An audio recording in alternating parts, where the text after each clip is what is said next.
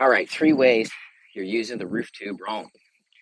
Number one is when you're sealing screws, you're not taking the tip out to draw the material. I always like a clean tip because it helps me actually see the tip actually going over the screw, and I'm able to watch and make sure the mastic is fully encompassing that. If you're sticking the tip down in the material and you're drawing it up, just becomes a mess. So, second thing is you're not keeping the tube wet throughout the day. We see this mainly in lunchtime where guys will be working and they'll toss the tube down on the roof and then they come back from it and it seizes up, or the inside of the tube is all gunked up, stuff like that. So what you're going to want to do is, one, you can actually, before you go to lunch, you can draw up the material into the tube and let it sit there. Just obviously make sure you're thinking about the slope of the roof and so the material doesn't just fall up.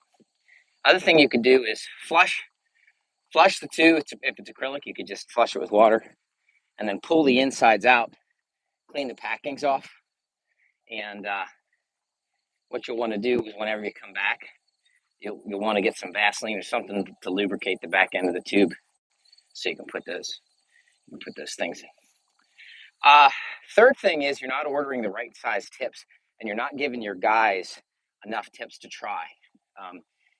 It can be alarming how much some of these urethane, silicone, butter grade mastics, it's almost a different product at the beginning when it's 60 degrees versus, at 3 p.m. when that roof is 150 degrees.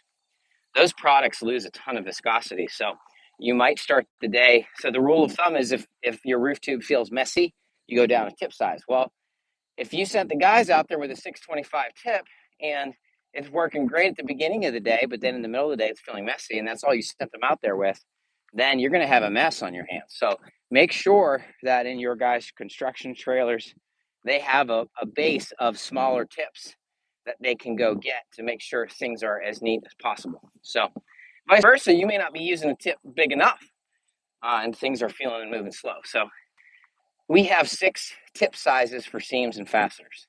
So it's good to have, one for everything that you're doing. Some tips are great for seams. Some tips are way better for fasteners. So, all right, there you go. Good luck, guys.